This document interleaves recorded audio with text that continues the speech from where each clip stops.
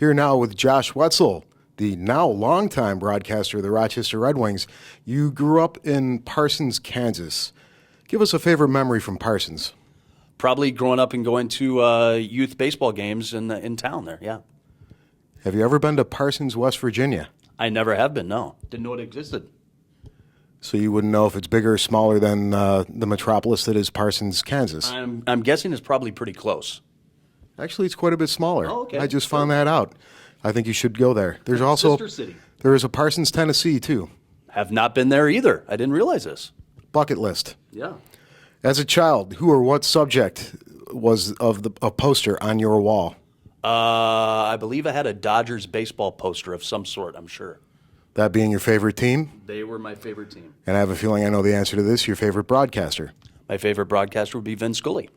And which happened first, the team or the broadcaster? The team. It's like a family tradition, yeah. And why not the Royals or Cardinals? It was a family tradition. My dad and his brothers and even my grandmother were big Dodgers fans. My uncle played in the minor leagues for the Dodgers, and so it was a kind of a long-standing thing. So not breaking out on your own, more the brainwashing thing? Pretty much brainwashed, yeah. Me too. This interviewer likes the Cowboys because a brother brainwashed me. That's exactly right. Tough one, because there are so many. Name your favorite NFL quarterback who played at Parsons High School. There's only one, Sean Hill, now one of the backup quarterbacks for the St. Louis Rams. And I believe backup now with Stafford on the shelf.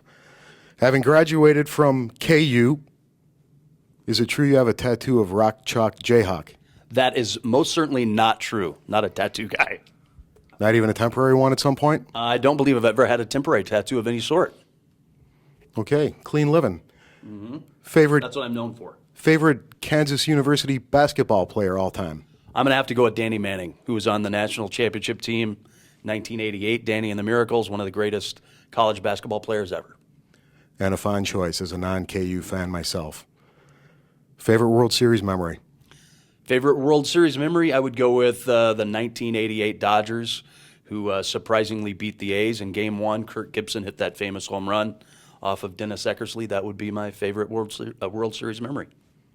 Would you like to give us a rendition of Vin Scully or perhaps Jack Buck's call on that home run? Well, Vin Scully had the famous line of, in a season that's been so improbable, the impossible has happened, when Gibson hit the home run. And so that was very appropriate. And of course, he was, or still is, a complete master when it comes to picking the exact, precise, correct phrase in every moment. And that certainly is one of those shining examples of it.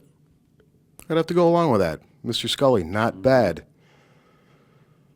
How many states have you broadcast in? Anything? Basketball, baseball, etc.? Wow, that would be I think I've been in something like 46 states.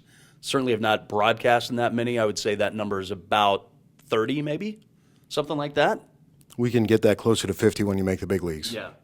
Alaska's going to be tough, though. Alaska's going to be tough. No games in Nome? No, that will be a special trip, I'm thinking, to Alaska. Have you ever broadcast anything outside the United States?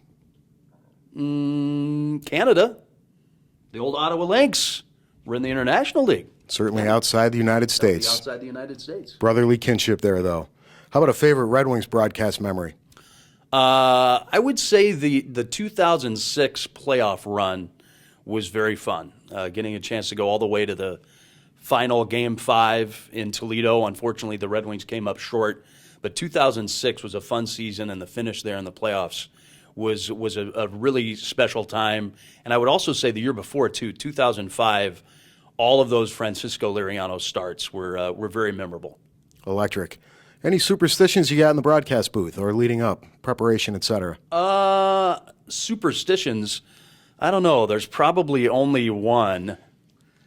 I happen to play with this baseball bat pen quite a bit, so that would probably be the main thing.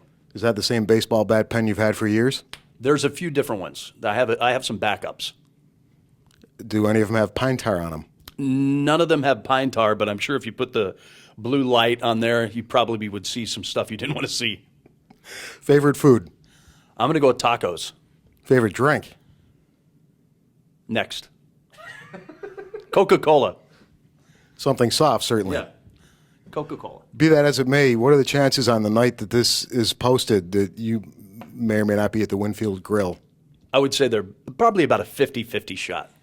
What are the chances this interviewer might be on that same night at Remington's? A 100% chance. Okay, something like 50-50 then. No, 100% chance. I think that's a fine place to end it. Thank you very much, broadcaster of the Red Wings, voice Josh Whetzel.